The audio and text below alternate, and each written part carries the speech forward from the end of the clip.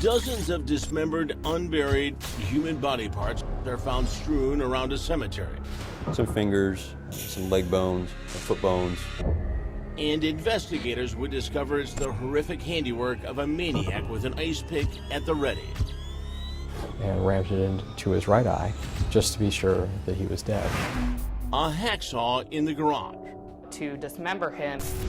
And something unthinkable cooking in the kitchen. His head was in a pot on the stove, and his arm or leg was in the oven. Nobody in the quiet Central Florida community of Deltona could ever have imagined they'd have a murderous butcher living in their midst. And it's the stuff of nightmares.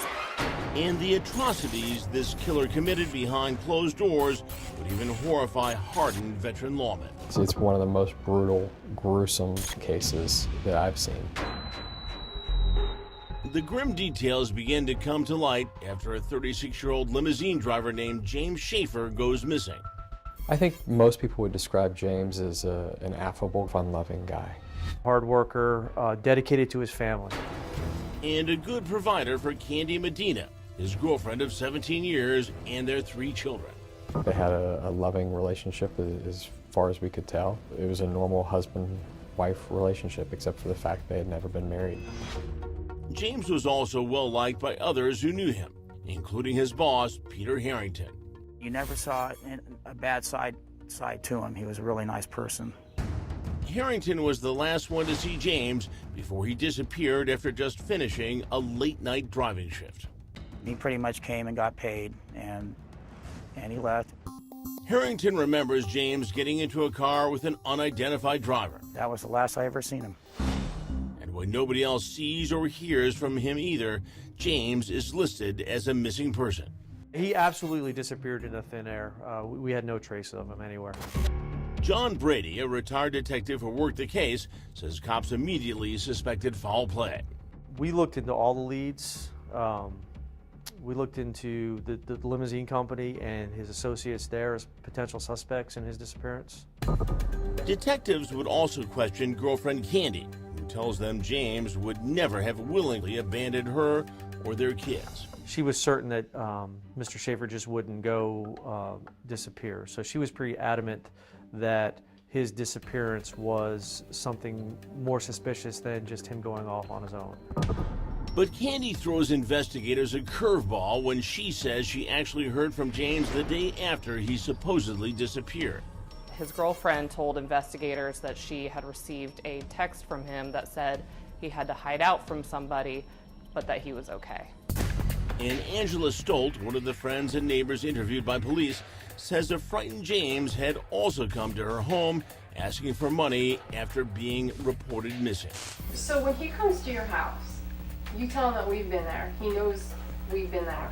And I begged him to go see you, and What did he say? he said that people are looking for him. Now, detectives learn money might be at the heart of his mysterious disappearance. James is not very good with money, okay? So James gets himself into debt. And they suspect he may have gotten into hot water with an angry creditor. We found some text messages in his phone that suggested maybe people associated with his gambling were after him. They apparently weren't the only ones. We found some more messages that he owed people money for various reasons. Neighbor Angela tells detectives she'd been trying to help James manage his finances. I tried to get his financial situation straightened out. But detectives are surprised to learn Angela is actually listed as a payee and guarantor on a Social Security account James held. It was unusual to have the neighbor be the payee on the Social Security account. Angela says she was doing it out of friendship and didn't profit. I didn't want to do it, but I just wanted to help him, you know? I've always just wanted to help him. But investigators delve a little deeper into the dynamics between James and the single mother of 2 who lived directly across the street from him. It was a strange relationship. And not strictly business. They also had a relationship such that he would be comfortable going over late in the evening, sometimes in the middle of the night, having drinks with her.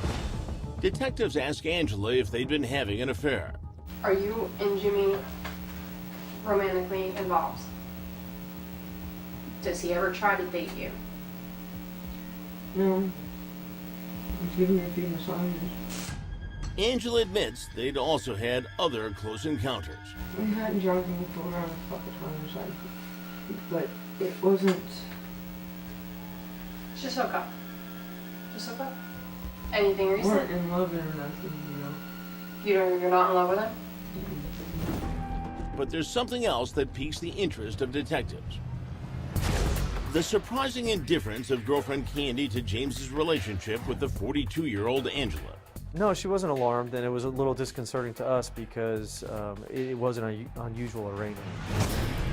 Limousine driver James Schaefer had mysteriously gone missing after finishing a late-night shift. And detectives believe his neighbor in Deltona, Florida, Angela Stolt, may have had something to do with it. I wouldn't say she became a suspect, but she certainly became a person that we were interested in speaking to more about Mr. Schaefer's disappearance. Angela had attracted the attention of investigators when they learned she had control of James's finances. And their suspicions had been piqued when the 42-year-old single mom admitted their relationship was more than just business and more than just friends. Benefits? But just as detectives were wondering if Angela might have murdered James for love or money or both, she points them towards two other possible suspects. One of them, his boss, Peter Harrington. He said that his boss made his mechanic put a blade to his throat. Allegedly over an unpaid loan. And his boss followed him up to the bank to get his money. And Angela also cast suspicion upon James's longtime living girlfriend, Candy Medina, the mother of his 3 children.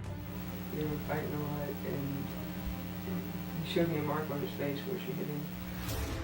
Angela tells detectives they weren't the happy couple they appeared to be, and that Candy was not as sweet as her name might imply. So I've seen her chasing down the street with a baseball bat. She busted the windshield in his limo one time with a rock. She punched him in the face, I saw that. But as detectives try to find out what happened to James, everything keeps pointing them back to the direction of Angela. I'd been stopping by Angela's house, and she became more and more withdrawn. She didn't want to answer my questions, and that really raised my suspicion. And investigators say she lived in a house of horrors. We saw some graffiti on the walls. We thought maybe kind of cult-like. There were strange religious icons littered about the home. There were sex toys in her room.